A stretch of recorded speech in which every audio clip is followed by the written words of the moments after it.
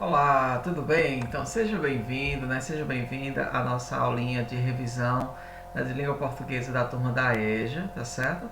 Nessa aula eu vou dar alguns encaminhamentos sobre a nossa avaliação do primeiro bimestre. Então, assim, a nota vai ser dividida em 50 pontos e 50, né?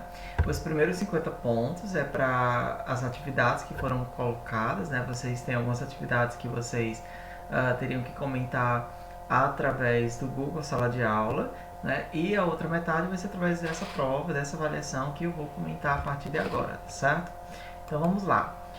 Basicamente, nossa avaliação vai ser sobre o ponto, né? A terceira margem do rio. Vou colocar aqui a terceira imagem do rio de um escritor brasileiro chamado Guimarães Rosa.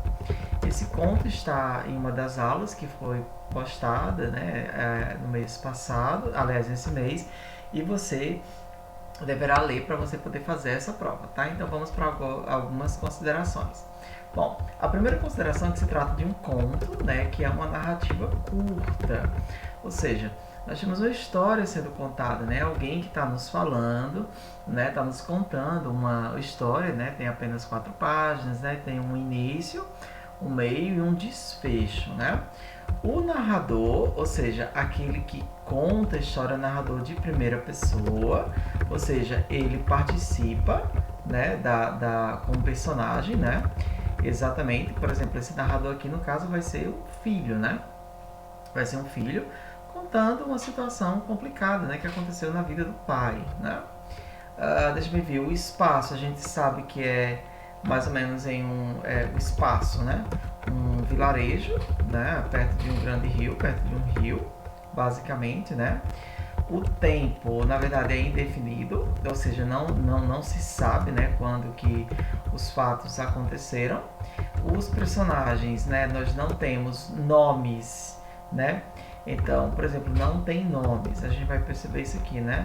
Apenas suas funções sociais, né? Então, por exemplo, aqui nós temos assim o filho, a mãe, o pai, a irmã, né? O cunhado, o padre, etc. Então, tipo assim, esses personagens lá não tem nome, né? Eles não falam, né? E agora vamos para o enredo. O enredo, basicamente, né, é a história, né, de que se trata em si. Então, vou fazer um resuminho para você rapidinho aqui. Olha só. Então, a terceira margem do rio, né, esse conto que já tem esse estranhamento, né, pelo nome, porque o rio só tem duas margens, ou seja, o rio passa e você tem essa margem de um lado, né, geralmente areia, mato, né, e margem do outro. Só que o conto já começa com esse estranhamento com a terceira margem, né, sendo que o rio só tem duas. Então a gente tem a história de um filho que está nos contando, né, uma situação muito diferente que aconteceu na sua vida, que é o quê? Um dia o pai, que era um homem muito calado, né, ele está nos contando essa história, o pai, que era um homem muito calado, ele resolve mandar para fazer para si mesmo uma canoa. Ele faz uma canoa. E assim, um belo dia, sem dizer nada, ninguém, sem dar nenhum tipo de satisfação, esse homem que já é velho sai, entra nessa canoinha e vai. Só que ele não vai embora, ele não segue o curso do rio, né? Ele não vai, ele fica ali parado, remando. E à vista da casa da família que ele deixou.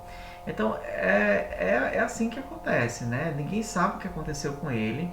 Quem tentava se aproximar dele, ele saía, né? Ele ia para o outro lado, ele começa a emagrecer. E assim, esse filho que está contando a história, ele fica levando comida para esse pai, né, o tempo todo. Inclusive a própria mãe que ficou com muita raiva, né, porque queria saber o que tinha acontecido, né. Essa mãe, ela até meio que já deixa de forma mais fácil a comida para o filho levar para esse pai. Então esse filho deixa ali no banquinho de areia, né? Aí esse pai vem, pega a comida, se alimenta, volta para lá. E aí assim, passa-se o tempo, vem o inverno, vem as cheias, vem a seca, vem o sol, e esse homem definhando, ele tá ali, paradinho naquele rio, dentro daquela canoinha, à vista da casa. E aí assim, a família tem uma hora que desiste, né? De tentar resolver, tentar trazê-lo para de volta para casa, né? E o filho contando toda essa história. Então, fica se perguntando, né, o que aconteceu, por que ele não volta, não é? Até que um dia, quando a filha já tem ido embora, já tem até uma filha, tem até um momento interessante que é quando a família vai para perto da margem, né, e quer apresentar a neta, né, e pensa que ele tá vindo, mas ele não vem, aí saem chorando. E aí, assim, o filho, o outro irmão dele, do personagem, né, do narrador, ele se casa, vai embora, a mãe fica sozinha, parece que morre, né? A filha vai embora. E aí, assim, esse homem, esse narrador, ele fica ali, naquela história, né? Preso a essa situação do pai, né? Ele não consegue se separar daquilo dali, né? Até que um belo dia, ele vai para a beira do rio, chama, né? O pai, né, assim, numa atitude de um grito, né, ele diz assim: pai, vem pra cá, você desce, o senhor já está acabadinho, mais ou menos isso, e eu tomo seu lugar na canoa, né. Então, nesse momento, mais ou menos, é que a gente pode dizer que tem no momento do desfecho, ou seja, no finalzinho da narrativa, nós temos o momento do clímax, que é o quê? O momento, né, digamos assim, o momento em que o pai vem ao encontro desse filho, né? Então esse aqui seria mais ou menos o desfecho, a verdade o clímax, né? Porque o desfecho, na verdade, né, o fim, ele vai acontecer um pouquinho depois. Esse filho, ele chama o pai, né?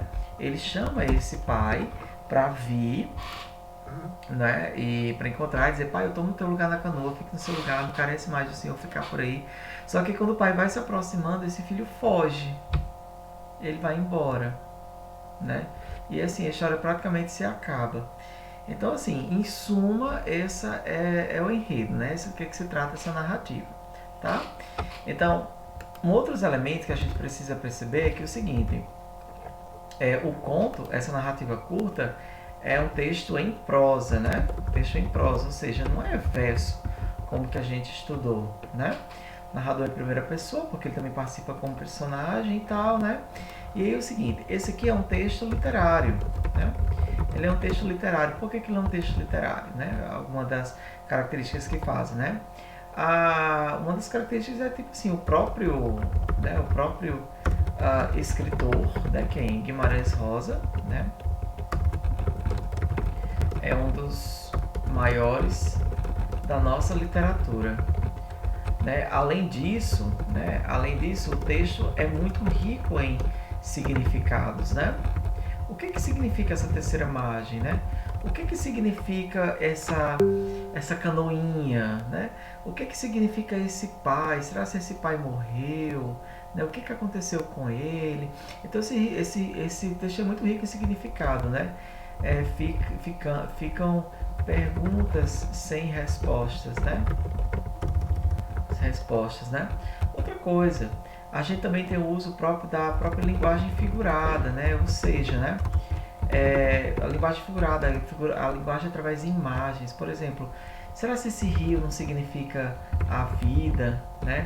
Por exemplo, assim como a vida, esse rio ele vai caminhando para um fim, né? Ele passa, essas águas se renovando, né? Deságua no mar representando a morte.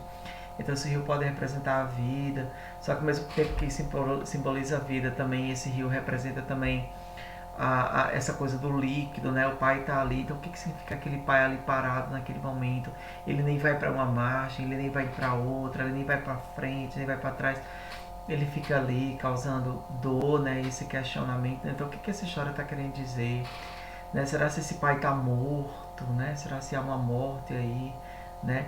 E talvez essa lembrança da canoinha seja uma recordação, né, que esse filho tem. Enfim, são muitas possibilidades, né? São muitas possibilidades. É isso que faz esse texto ser literário. Além de ter sido escrito pelo Guimarães Rosa, é um texto que tem muito significado, que tem muito a nos dizer, né? Fala muito das angústias existenciais, né? De a gente não saber bem de nada, né? Então é um texto que deixa muitas indagações, tornando ele literário. Enfim, é isso. Você vai ler esse texto com muita calma, né? E em seguida você vai fazer a prova que vai estar disponibilizada, né? Na próxima segunda-feira, na aula de segunda-feira, que é a aula justamente do dia, só um momento aqui, do dia 5 de julho. Tudo bem? É isso daí. Um grande abraço. Até a próxima.